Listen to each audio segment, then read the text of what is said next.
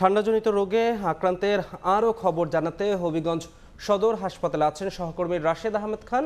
সরাসরি যাচ্ছি তার কাছে। ঠান্ডায় হবিগঞ্জের বিভিন্ন এলাকায় দেখা যাচ্ছে ডায়রিয়া এবং নিউমোনিয়া রোগের প্রভাব। আমরা হবিগঞ্জ জেলার বিভিন্ন জায়গায় আমরা খবর নিয়েছি যে বিভিন্ন হাসপাতালে ডায়রিয়া এবং নিউমোনিয়ার যে রুগীদের প্রচুর রুগী ভর্তি হচ্ছেন। আমরা আজকে আছি হবিগঞ্জ সদর হাসপাতালে। এখানে আমরা সকাল থেকে দেখেছি যে আসলে রুগীর চাপ সামাল দেওয়া হবিগঞ্জ যে সদর হাসপাতালে যে কর্তৃপক্ষ তাদের জন্য হিমশিম খেতে হচ্ছে। আমরা দেখেছি যে হবিগঞ্জ সদর হাসপাতালে যে শয্যা আছে এই শয্যার বাইরেও মেঝেতে প্রচুর রুগী রয়েছে এবং মেঝের রুগী সামাল দেওয়া সম্ভব হচ্ছে না। বিশেষ করে যারা হাসপাতালে দায়িত্বরত নার্স এবং ডাক্তার রয়েছেন তারা জানিয়েছেন যে ঠান্ডাজনিত কারণে হবিগঞ্জ জেলার বিভিন্ন হাসপাতাল থেকে উপজেলা স্বাস্থ্য কমপ্লেক্স থেকে রেফার্ড হয়ে হবিগঞ্জ সদর হাসপাতালে রুগীরা ভর্তি হচ্ছেন এবং বিশেষ করে শিশুরাই বেশি আক্রান্ত হচ্ছেন।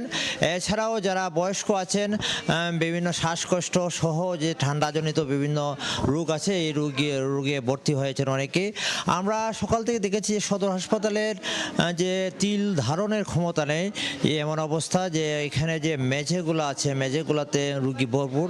এছাড়াও যে নির্দিষ্ট আসন আসছে আসন তো আরও আসনের প্রায় 3 থেকে 4 গুণ রুগী হবিগঞ্জ সদর হাসপাতালে ভর্তি রয়েছে।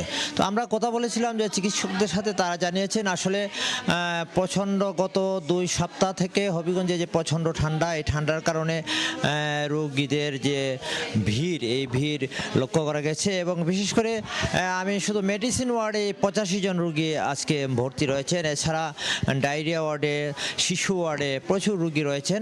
আমরা কথা বলেছিলাম যে হাসপাতাল কর্তৃপক্ষের সাথে, তারা জানিয়েছেন যে রোগীদের তারা সাধ্যমতো চেষ্টা করছেন সেবা দেওয়ার। তারপরেও যেহেতু রোগী যে পরিমাণ ধারণ ক্ষমতা সদর হাসপাতালে আছে তার চেয়ে অন্তপক্ষে 4 থেকে 5 গুণ রোগী সদর হাসপাতালে রয়েছে, সে কারণে তাদের চিকিৎসা দিতে হিমশিম খেতে হচ্ছে। তারপরেও তারা তাদের সাধ্যমতো যতটুকু পারছেন তারা চিকিৎসা দিয়ে যাচ্ছেন।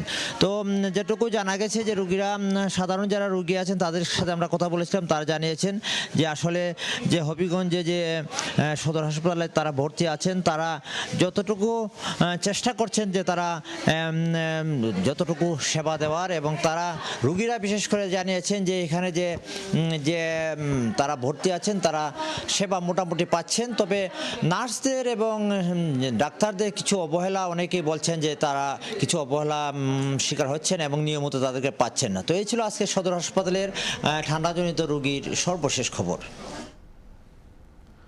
সরাসরি যুক্ত ছিলাম হবিগঞ্জ থেকে।